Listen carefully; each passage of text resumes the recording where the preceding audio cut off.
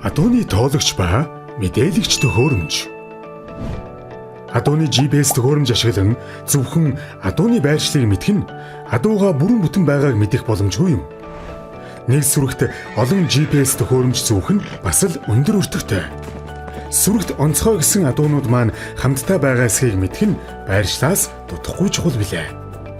Тэгвэл Spotter компани санаачилгаар Сингапурын электроникийн компанитай хамтран хиймэл дагуулын сүлжээ болон радио долгионы дамжуулалт хосолсон дэлхийн анхны адууны тоологч ба мэдээлэгч төхөөрөмж худалдаанд гарлаа.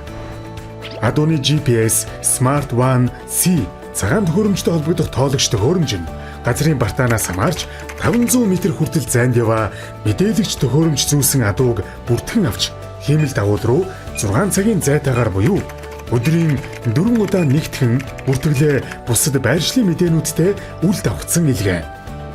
Нэг сүрэг буюу нэг адууны GPS төхөөрөмжтэй нэг тоологч төхөөрөмж холбогдож улмаар тус тоологч төхөөрөмж нь 16 хүртэлх мэдээлэгч төхөөрөмжүүдийн яг аль нь ойр байгаа байхгүйг тоолж бүртгэнэ.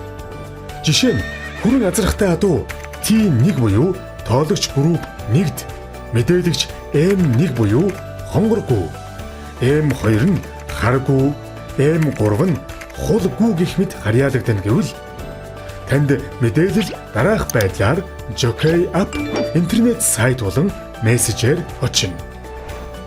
Та адууга хаана байгааг мэдхээс гадна аль адуу ойр байгааг мэдэх боломжтой боллоо.